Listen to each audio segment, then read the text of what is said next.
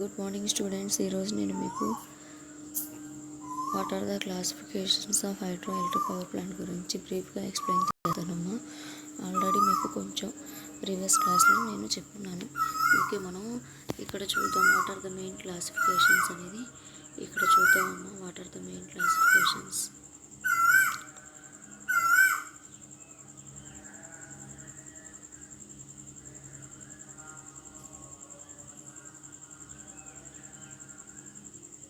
Okay, నేను మీకు classification of hydro electric power station based on duty గురించి explain చేశాను. మళ్ళీ ఇంకొకసారి రివైజ్ చేస్తాం. What are the classifications of hydro electric station based on duty? A plant supplying base load which is more less constant is known as a base load. Okay, the plant which is supplying base load which are more or less constant is known as a base load. Okay, ఏ plant అయితే మనకి base లోడ్ని లేకపోతే which are less constant value maintain చేస్తుంది దాన్ని base load plants అంటారు. Same as that what is meant by peak load plants, my dear student? Plants which are used to supplying peak load, the type of plants are called as a peak load plants. Okay, why I am already telling once again, these are very very important to you, the topic. So my dear students, we have don't miss the topics. You have any problem, once again contact me. Okay my dear student, next I will go to discussing about what are the classifications of hydroelectric station based on hydraulic consideration. Okay my dear students, we have to use the hydraulic consideration to choose the classification of hydroelectric power plants. Are mainly four types.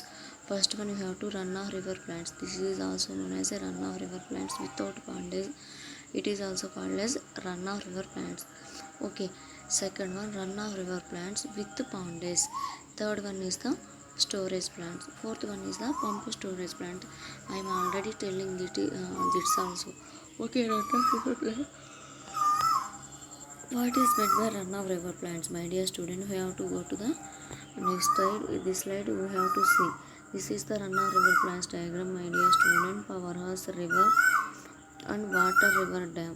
In the river without pondage means it does not store water, it uses water as it comes. So my dear student, here you have to see the river, there is no reservoir. Okay, so there is no reservoir, it does not store water, it uses water as it comes. It uses water only when available. Okay, generating capacity primarily depending upon the rate of the flow of water. During the rainy season, some quantity of water wasted without using for the generation of power. During low run-off river periods, due to low flow rates, the generating capacity of the plant is low. Okay my dear students, ఇక్కడ ఏం చెప్తున్నానంటే it does not store the water. ఈ run of river plants అనేది వాటర్ని store చేసుకోదు. It uses water as it comes. ఇది వాటర్ని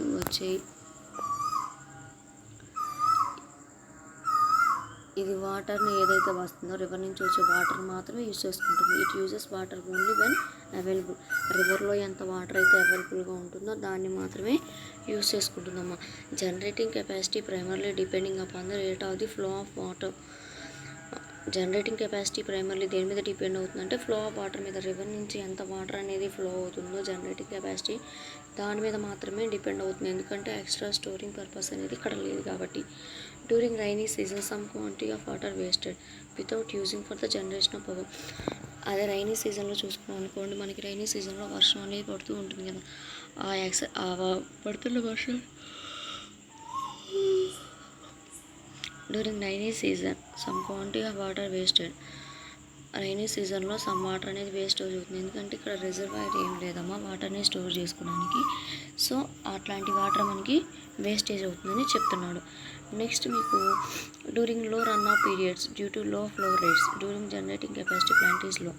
during run of periods ఎందుకంటే వచ్చిన వాటర్తో మాత్రమే పవర్ని జనరేట్ చేస్తున్నాం కాబట్టి యాక్సెస్ స్టోరింగ్ పర్పస్ ఏం లేదు కాబట్టి మనకి ఏమవుతుందంటే generating capacity of the plant అనేది చాలా తక్కువగా ఉంటుంది. ఓకేనా. Run of river plants without pondage means ఇక్కడ స్టోరేజ్ అనేది లేదు, కంట్రోలింగ్ లేదు. అండ్ ఆల్సో జనరేటింగ్ కెపాసిటీ తక్కువగా ఉంటుంది. రైనీ సీజన్ మనం వాటర్ని స్టోర్ చేసుకోవట్లేదు అలాంటి కాబట్టి జనరేటింగ్ ప్లాంట్ కెపాసిటీ కూడా తక్కువగా ఉంటుంది. ఓకేనా మై డియర్ స్టూడెంట్స్. నెక్స్ట్ మనం చూడాల్సింది ఏంటంటే run of river plants with pondage. Okay, run of river plants with pondage means okay usefulness of run of river plant is it increase by provide. Okay, మనకి run of రివర్ ప్లాంట్స్లో ఉన్న డ్రాబ్యాక్స్ని ఓవర్కమ్ చేస్తూ ఇక్కడ ఏం సజెస్ట్ చేశారమ్మా, run of river plants with pondage. Okay, pondage permit storage of water during the peak periods. ఇక్కడ ఏం చెప్తున్నాడు,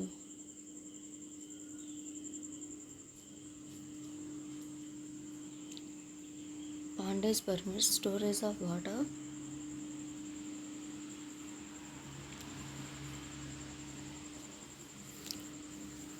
పాండేస్ పర్మిట్ ఏం చేస్తుందంటే storage of water during the peak periods of the water during peak periods. Okay, ఏదైనా peak periods అక్కడ లేనప్పుడు అంటే wet సీజన్లో సమ్మర్ సీజన్లో మనకి ఏదైనా ప్రాబ్లం అక్కడైతే ఆ స్టోరేజ్లో పాండేస్లో ఉన్న వాటర్ని స్టోర్ చేసుకుంటారు. అసలు పాండేస్ అంటే ఏంటి, pondage is nothing but a collection of water stored at one place. The Pandes is constructed behind the river. The Pandes means it will collect the water to use the generating capacity. Pandes అంటే ఏంటంటే రివర్కి దగ్గరలో construct చేసేదమ్మా, వాటర్ని store చేసుకొని అవసరమైనప్పుడు ఆ వాటర్ని generation పర్పస్కి use చేసుకునేది pondage. It is scope by size of the pondage. These plants can be used on part of the load curve requirement within certain limitation. మనం ఏదైతే లోడ్ కర్వ్ని రిక్వైర్ చేసుకుంటున్నామో సమ్ అమౌంట్ ఆఫ్ పవర్ అనేది లోడ్ని demand చేస్తున్నామో ఈ పాండేస్ని use చేయడం వల్ల మనకి అది ఫుల్ఫిల్ అవుతుంది. Next, it is more useful than that power without pondage or store. It is more useful than plant without pandes are stored. By providing pandes, it is more important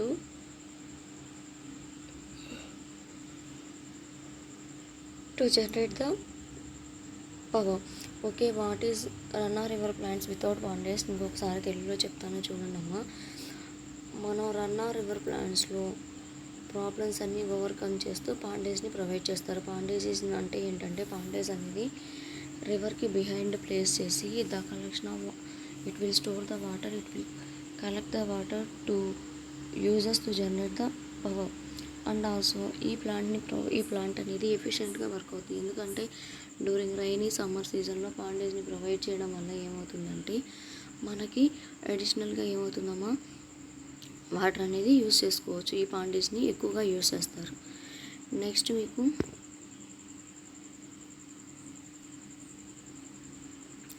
storage plan. If the rainfall occurs at a short period of the year and remaining period of the year is dry, okay, throughout the year when short period of the year only the rain will be come, other period the year is dry, it becomes essentially to water during rainy season and supply the same during dry season. Okay, a storage plant is one with a reservoir of sufficient large size to permit carry over storage from wet region to the dry region and thus to supply from flow subsequently more than the minimum natural flow. In India, majority of the plants are storage plants. ఇక్కడ ఏం చెప్తున్నాడు, మనకి through out the year చూసుకుంటే some పీరియడ్లో మాత్రమే, అంటే ఏంటి rainy సీజన్స్లో మాత్రమే వర్షం అనేది అక్కర్ అవుతుంది. సమ్మర్ సీజన్లో మనకు వర్షం అనేది అక్కర్ అవుతుంది. కానీ మనం పవర్ జనరేషన్ అనేది త్రూ అవుట్ ద ఇయర్ చేయాలి కదమ్మా. మనం డే టు డే లైఫ్ పవర్ని యూజ్ చేస్తాం కదా. So that type of reason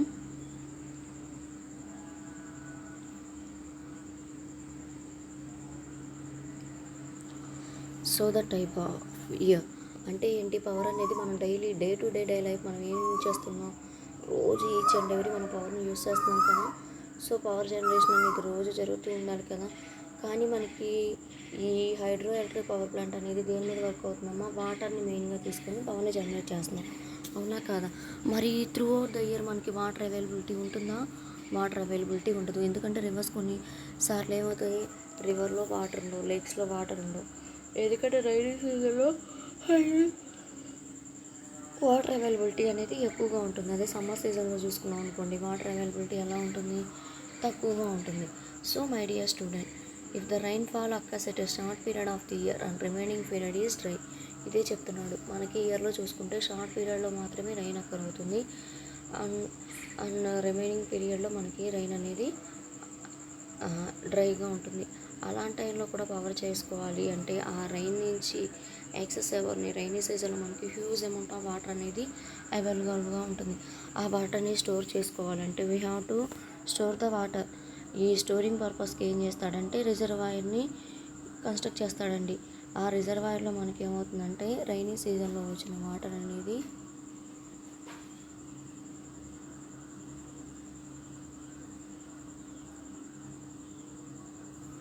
rainy సీజన్లో వచ్చిన వాటర్ అనేది స్టోరేజ్ అవుతుంది. A storage plant is one with reservoir of sufficient large size to permit carry over storage from wet season to dry season and the supply from the flow subsequently more than minimum natural flow. ఈ స్టోరేజ్కి మనం ఒక పెద్ద రిజర్వాయర్ని construct చేశారనుకోండి, అదేం చేస్తుందంటే water ఫ్లోని permit చేస్తూ మనం ఆల్రెడీ ప్రిన్సిపల్ ఆఫ్ వర్కింగ్లో సేమ్ డయాగ్రమే చూసామండి. ఓకేనా?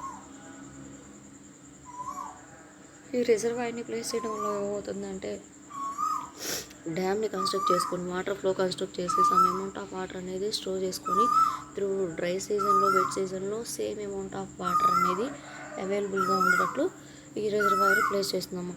These are nothing but storage plants. In India majority of the plants are storage plants అండి. ఓకేనా? నెక్స్ట్ మనం చూడాల్సింది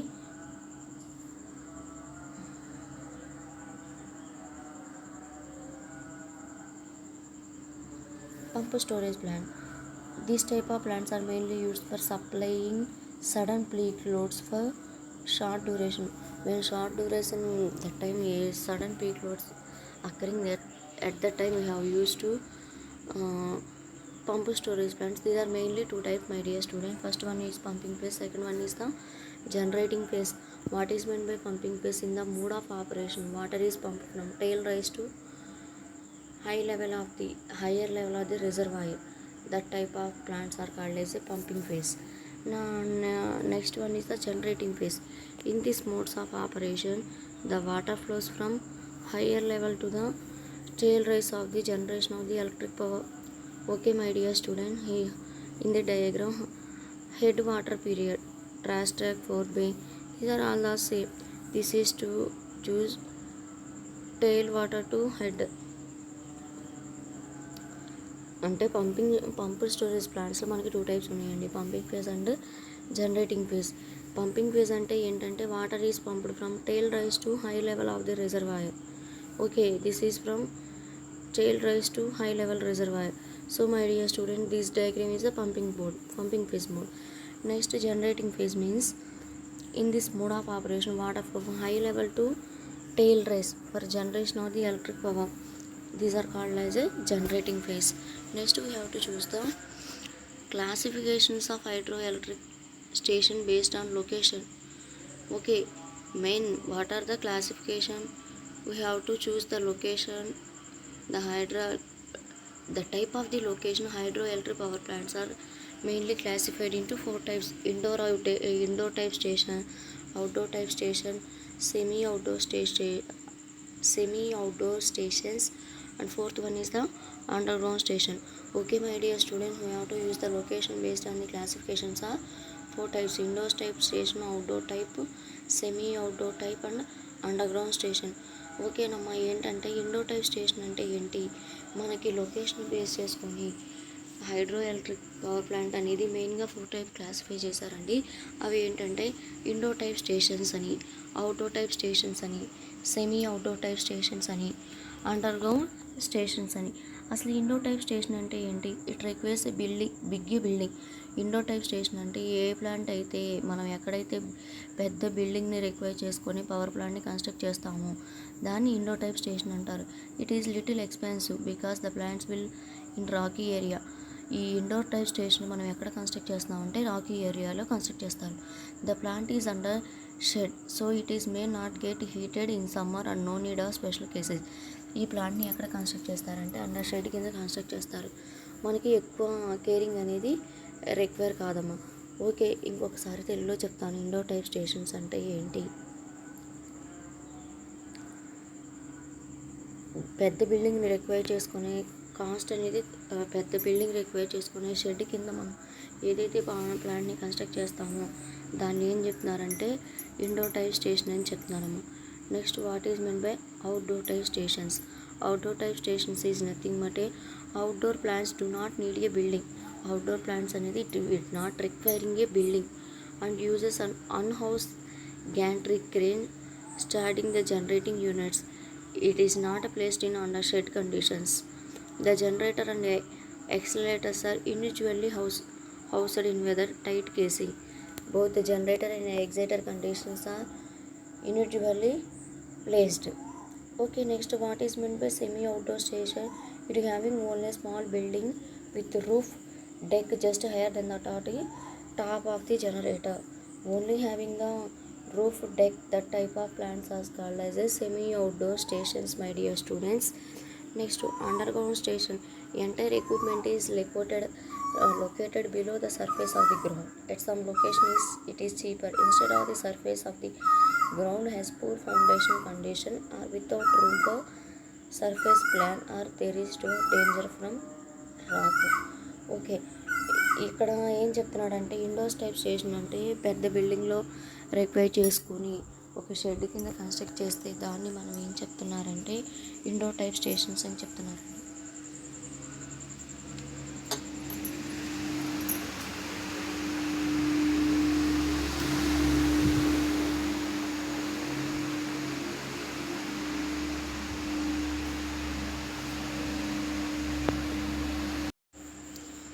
అలానే అవుట్డోర్ టైప్ స్టేషన్ అంటే outdoor plants do not need a building.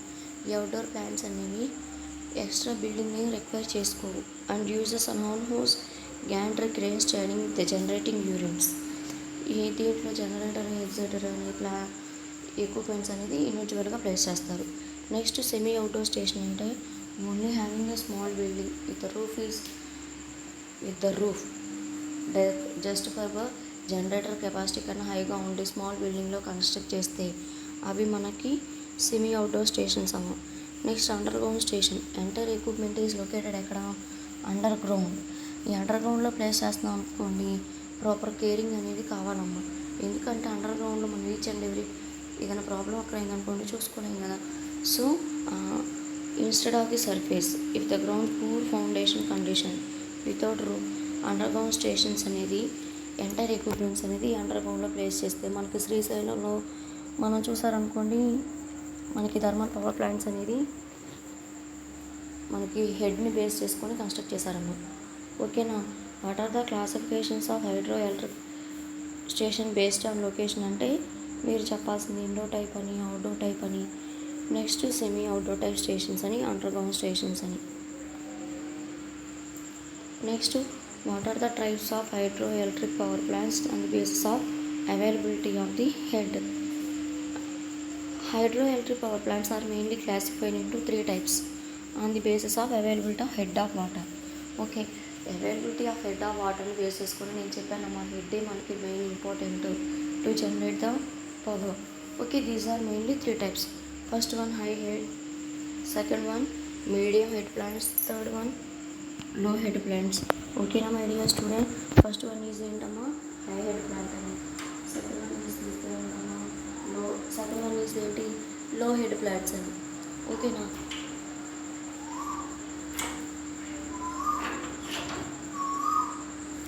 Based on the head of water అవైలబిలిటీని base చేసుకొని మనకి hydro electric power plants అనేవి 3 types ఉంటాయి. ఏంటవి? హై హెడ్ ప్లాంట్స్ అని, మీడియం హెడ్ ప్లాంట్స్ అని, లో హెడ్ ప్లాంట్స్ అని. ఓకేనా? మనం హై హెడ్ అంటే ఏంటో చూద్దాం. If the head of water of power generating exceeds, if the head of water for the generation exceeds 100 meters, then the type of power plants is called as a, if the head of water for power generation exceeds 100 meters, then these type of plants is called as a high head plants. In this type of plants, the water from the main reservoir is carried by tunnel up to storage tank, and that is carried to the pen stop to the powerhouse. In this system, such tank will reduce the water Hammer effects on the penstoke. If the head die available is above 500 meters, then Pelton wheel turbine are used. Below 500 meter, high head Francis turbine can be used. ఓకేనమ్మా, ఇక్కడ మీరు diagram చూడండి. ఇది మనకి maximum level, ఇది maximum head అన్న level.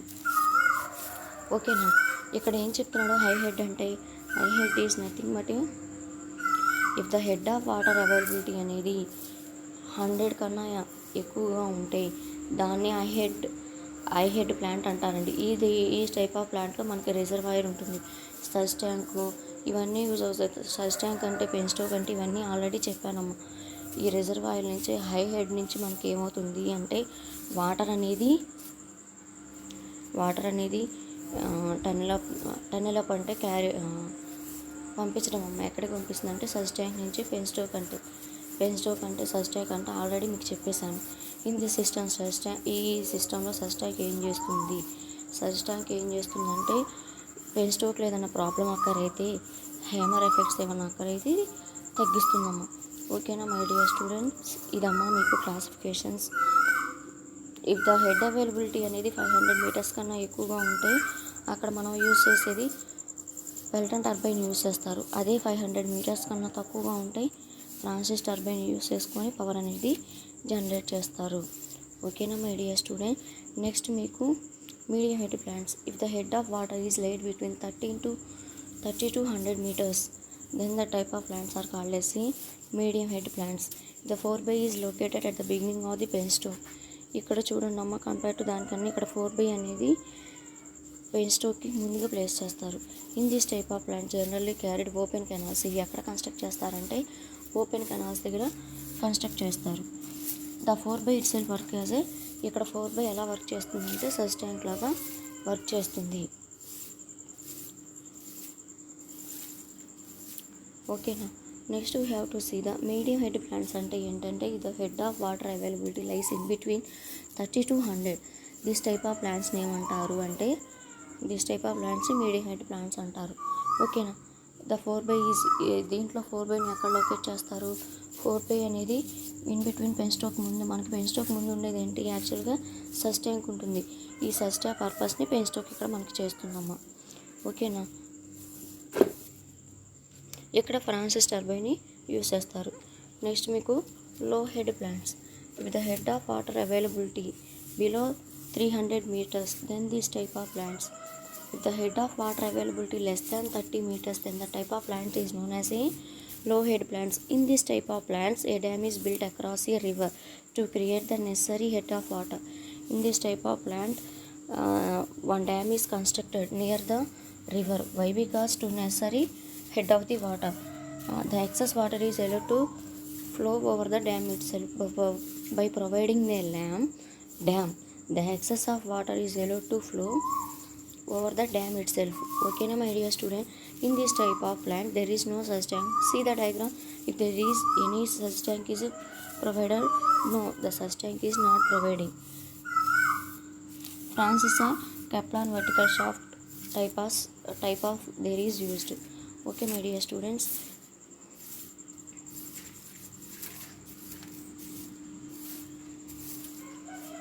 ఓకేనమ్మా. Based upon the water availability head మీద బేస్ చేసుకొని మనకి ఇక్కడ 3 types ఉన్నాయి. హై హెడ్ ప్లాంట్స్ అని, మీడియం హెడ్ ప్లాంట్స్ అని, లో హెడ్ ప్లాంట్స్ అని. లో హెడ్ ప్లాంట్స్లో మీరు గుర్తుపెట్టుకోవాల్సింది లెస్ దెన్ 100 meters కన్నా హెడ్ వాటర్ అవైలబిలిటీ ఉంటే దాన్ని మనం ఏం చెప్తున్నారు? లో హెడ్ ప్లాంట్స్ అని చెప్తున్నారు. ఈ ప్లాంట్లో డ్యామ్ని రివర్కి అక్రాస్గా కనెక్ట్ చేస్తారు. ఎందుకంటే సమ్ అమౌంట్ ఆఫ్ హెడ్ని ప్రొవైడ్ చేయడానికి. ఇక్కడ సర్జ్ ట్యాంక్ అనేది ఉండదు. ఇక్కడ మీరు యూజ్ చేసేది ఫ్రాన్సిస్ టర్బైన్. అలానే మీడియం ప్లాంట్స్ని చూసుకున్నారనుకోండి, ఈ మీడియం పవర్ ప్లాంట్లో మనకి ఏమవుతుంది? ఇన్ దిస్ టైప్ ఆఫ్ ఈ మీడియం పవర్ ప్లాంట్లో మనకి ఏది అఫర్ అవుతుంది అంటే లైస్ ఇన్ బిట్వీన్ 30 to 100 meters అయితే దాన్ని మీడియం హెడ్ పవర్ ప్లాంట్స్ అంటారు. ఓకేనా, సో 30 to 100 meters అనేది లై అయితే దాన్ని మనం మీడియం హెడ్ పవర్ ప్లాంట్స్ అని చెప్తున్నారు కదా.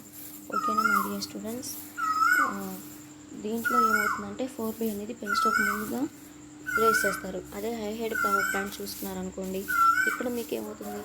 అబోవ్ 100 meters కన్నా ఎక్సీడ్ అయితే దాన్ని ఏం చెప్తారంటే హై హెడ్ అని చెప్తారు. ఓకేనా, ఇవమ్మ వాట్ ఆర్ ద క్లాసిఫికేషన్స్ అంటే మీకు గుర్తుకు రావాల్సింది బేస్డ్ ఆన్ ది లోన్ని క్లాసిఫై చేసుకొని హైడ్రో ఎలక్ట్రిక్ పవర్ ప్లాంట్స్ అనేది టూ ఉన్నాయి, base load and peak load. అదే నెక్స్ట్ మీకు హైడ్రాలిక్ కన్స్ట్రక్ట్ని బేస్ చేసుకుంటే 4 run of river plants with pondage, without pondage, storage plant and pump storage plants. Next మీకు based on the location base చేసుకొని చెప్పమంటే indoor type, outdoor type, semi outdoor type and also under ground. ఓకేనా. Next ఇక్కడ మీరు fourth one is the head of water availability base చేసుకుంటే మనకి hydraulic considerations అనేది medium head, high head, లో head. ఇది చాలా చాలా ఇంపార్టెంట్ క్వశ్చన్ అండి. డయాగ్రామ్స్ కూడా చాలా ఈజీగా ఉన్నాయి. Each and every diagram follow అవుతూ కన్ఫామ్గా క్లాస్ జాగ్రత్తగా వినాలమ్మా. మీకు చాలా చాలా ఇంపార్టెంట్ క్వశ్చన్ ఇది. చూడండి ఎంత ఈజీగా ఉన్నాయో. ఒక 3-4 పాయింట్స్కి మీకు ఎస్ఏ క్వశ్చన్కి ఇంత ఈజీగా ఉంటే ఇలాంటి క్వశ్చన్ మాత్రం మీరు మిస్ చేసుకోవద్దు. Okay, it is very very important question. Okay, thank you అమ్మ. నెక్స్ట్ క్లాస్లో మీకు ఏం చెప్తున్నానో చూడండి. నీడ్ ఆఫ్ సర్జ్ ట్యాంక్ అంటే ఏంటి, టైప్ ఆఫ్ సర్జ్ ట్యాంక్స్ ఏంటి, working of 4 bay spill gates గురించి చూద్దామమ్మా. Okay, thank you so much.